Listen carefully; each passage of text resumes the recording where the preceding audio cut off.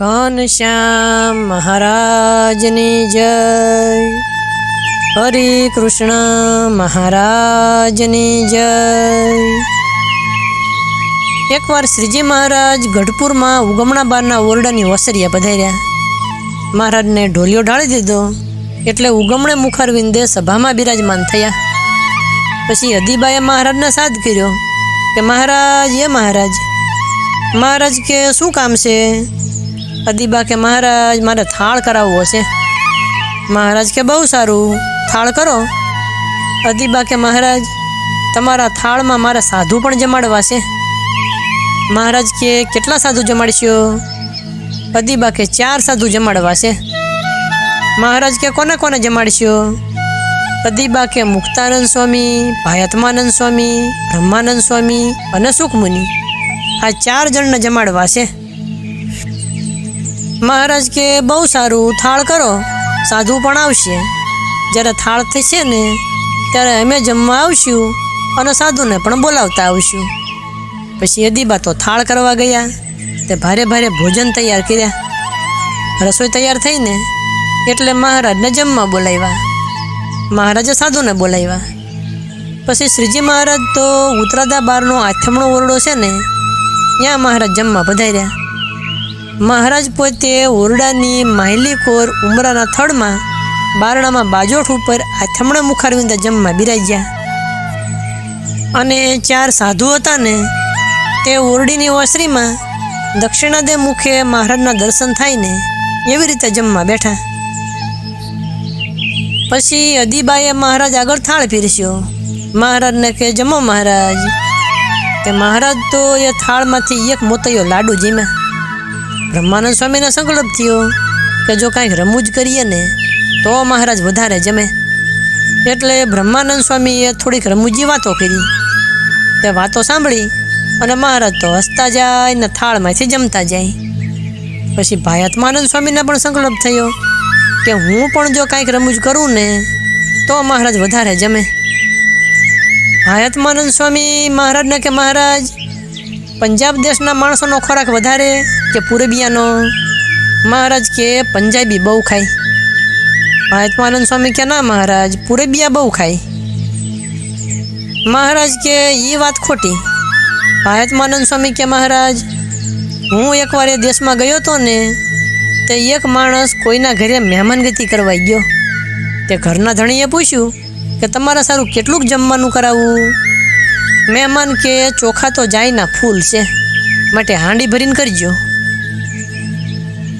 અને ઘઉંની રોટલી જો કરો તો વેંધભર કરજો, અને બાજરાના રોટલા કરો ને તો 5-7 કરજો, અને દાળ તો હાંડી ભરીને કરજો।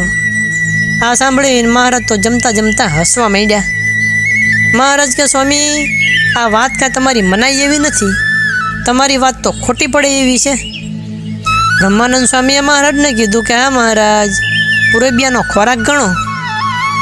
મહારાજ કે ખોટી વાત, પંજાબી બહુ ખાય અને આ 2 સંતો કે પૂરબિયા બહુ ખાય। પછી બ્રહ્માનંદ સ્વામી કે હું તમને સાબિતી આપું। રામ પ્રતાપભાઈ પંચાળા પધાર્યા ને ત્યારે ઘણું જમતા અને દરરોજ પેટ ઉપર હાથ ફેરવે અને પેટ વગાડે। પછી એમ કે પંચાળા કા પાણી બહુત ભારી હે, વસ્તુ પચતી નથી, એવી રીતે જમીન પાણીનો વાંક કાઢે। પછી મહારાજે બ્રહ્માનંદ સ્વામીને પૂછ્યું કે મોટાભાઈ શું જમતા એ તો જણાવો।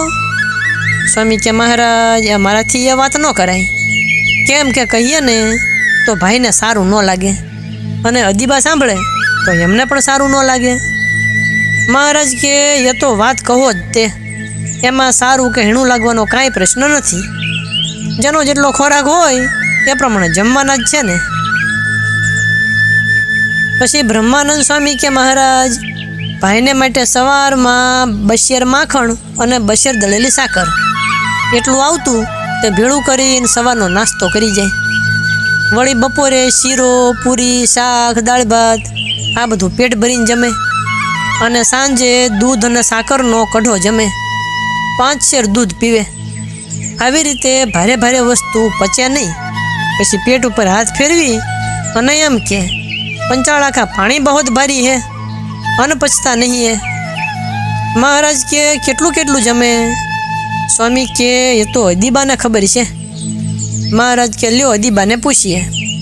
પછી બ્રહ્માનંદ સ્વામીએ કીધું કે અદીબા તમારી પાસે જેમ છે ને એમ વાત નહીં કરે, કારણ કે આ દેશમાં એવી રીત છે કે જેના ઘરે મહેમાન આવ્યા હોય તે ઝાઝું જમે ને તો એ ઘરધણી તો એમ જ કહે કે તમે તો કાંઈ જમ્યા નહીં, જેટલું જમવાનું બનાવ્યું હતું ને એમાંથી ઘણું પડ્યું રહ્યું, તમે તો કાંઈ જમ્યા નહીં.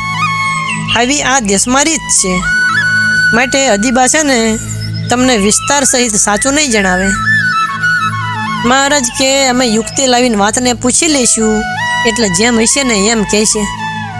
બ્રહ્માનંદ સ્વામી કે મહારાજ અમને ગરાસિયાનો વિશ્વાસ આવે નહીં કે તમારી આગળ પૂરેપૂરી સાચી વાત કરશે, અને કદાપી વાત કરે તો કરે પણ ખરા.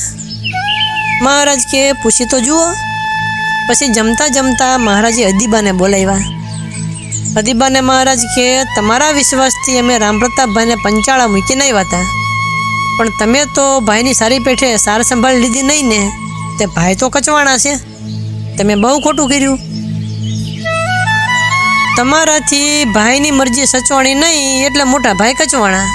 હવે તમે મને એ જણાવો કે ભાઈને તમે શું જમવા આપતા? અદીબા કે મહારાજ માખણ અને સાકર આપતા. પછી મહારાજે એક બશેરનો પથ્થર હતો ને એની સામું જોઈ અને આંગળી કરીને અદીબાને કે આ પથ્થર જેટલું માખણ આપતા? અદીબા કે હા મહારાજ એટલું તો આપતા. મહારાજ કે સાકર કેટલી આપતા? અદીબા કે મહારાજ જેટલું માખણ હોય ને એટલું અમે દળેલી સાકર આપતા, એ સવારમાં જમી જાય. પછી મહારાજ કે બપોરે? અને બપોરે સાંભળો. અદીબા કે મહારાજ બપોરે પોણો શેર લોટ, પોણો શેર ઘી અને અડધો શેરથી વધારે સાકર, એના શીરા, પૂરી, શાક, દાળ ભાત એ બધું બનાવીને જમતા. રોટલીનો જે લોટ હોય ને એમાં અમે ઘીનું મોણ નાખતા અને ઘીમાં પૂરી તળતા. મહારાજ કે બપોરનું પણ બહુ સારું જમાડતા. પછી સાંજે શું જમાડતા? અદીબા કે મહારાજ પારઠ ભેંસનું 5 શેર દૂધ હોય ને એને અમે ઉકાળતા અડધું બળી જાય એટલે એમાં 1 શેર સાકર નાખતા. એ સાકરનો કઢો ઠરી જાય ને એટલે રામપ્રતાપભાઈ જમતા. પછી બ્રહ્માનંદ સ્વામી સામું જો એના મહારાજ હસવા લાગ્યા. મહારાજ કે બ્રહ્માનંદ સ્વામી તમે કહેતા હતા ને કે વાત નહીં માને. સ્વામી કે મહારાજ ગરાસિયાનો બરાબર વિશ્વાસ તો ન આવે, પણ તમારી આગળ સાચી વાત કરી. મહારાજ કે ગણીવાળોને દરરોજ કેટલો ભાર જમવાનો થયો, પછી તો પેટમાં કેમ પચે? આવી રીતે જ્યાં સુધી રમૂજની વાતો કરીને ત્યાં સુધી મહારાજે જમવાનું ચાલુ જ રાખ્યું.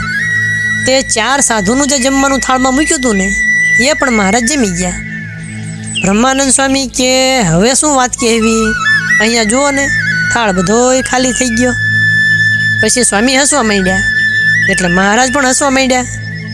મહારાજ કે આજે તો તમે બહુ રમૂજ કરીને કોટલ કર્યા, અમને જમવાની પણ ખબર રહી નહીં.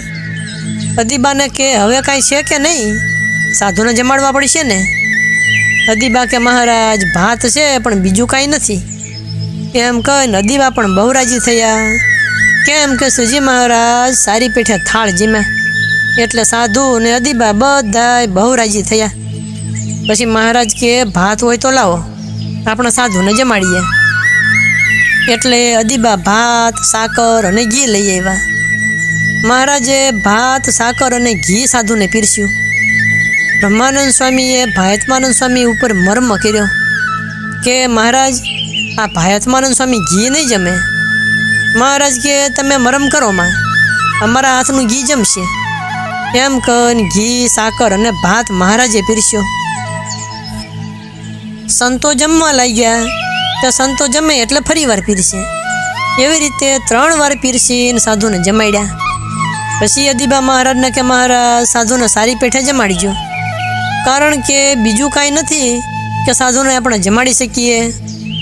પછી મહારાજે ભાત, સાકર ને ઘી સાધુને સારી પેઠે જમાડ્યા. સંતો જમી રહ્યા એટલે મહારાજે હાથ ધોઈ રૂમાલથી કોરા કર્યા. અદીબા મુખવાસ લઈ આવ્યા. એ મુખવાસ મહારાજે લીધો અને મુખવાસ જમતા જમતા મહારાજ અક્ષરવડીએ પધાર્યા. સાધુ તો મહારાજને પગે લાગ્યા અને પછી પોતાના આસને ગયા. એકવાર મુક્તાનંદ સ્વામી પોતાના આસને બેઠા હતા અને 4 કીર્તન સરોદામાં બોલી અને રાત્રિના 12 વાગ્યાનો સમય થયો ને ત્યારે ધ્યાન કરવા માંડ્યા. એ વખતે એક મોટો વિકરાળ ને મહાભયંકર હાથમાં મોટું ખપ્પર રુધિર ભરેલું એને લઈ અને રુધિર ચાટતો ચાટતો એક મોટો માણસ અહીંયા આવ્યો. એના સર્વે અંગ રુધિરે ભરેલો અને લોઢાના કાંટા જેવા તો એના રૂવાડા.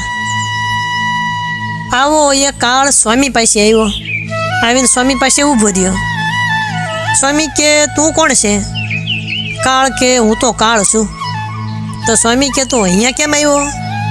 કાળ કે સ્વામી હું બહુ દિવસનો ભૂખ્યો છું ને તેમ મારે ભોજન કરવાની આજ્ઞા લેવા માટે તમારી પાસે આવ્યો છું. તમે જો મારા ઉપર દયા કરીને હા પાડો ને તો ઘણા દિવસની ભૂખ કાઢું. સ્વામીએ મનમાં વિચાર કર્યો કે અગ્નોતેરો કાળ પડ્યો ત્યારે ઘણા માણસો સત્સંગી કુસંગી એમના મૃત્યુ થયેલા અને ઘણા બધા દુઃખી પણ થયેલા. માટે હવે જો કાળ પડે તો ઘણા સત્સંગીઓને દુઃખ થાય અને બહુ મોટી સંખ્યામાં માણસોના મૃત્યુ થાય. સ્વામીએ કાળને કીધું કે મહારાજની મરજી હશે ને એ પ્રમાણે થશે, એમાં લેશ માત્ર સંશય નથી. માટે તું ઝટપટ પાછો જા અને નહીં જા ને તો મહારાજ તને શિક્ષા કરશે. પછી એ વાત સાંભળી અને કાળ તો ઘણો દુઃખી થયો અને શોકાયમાન થઈને પોતાના સ્થાનકે જતો હતો. હવે સદગુરુ શ્રી ગોપાળાનંદ સ્વામી કૃત મહારાજની લીલાની બીજી જે કથા તે આપણે આગળ કહીશું. અત્યારે કથાને વિરામ આપીએ. બોલો સ્વામિનારાયણ ભગવાનની જય.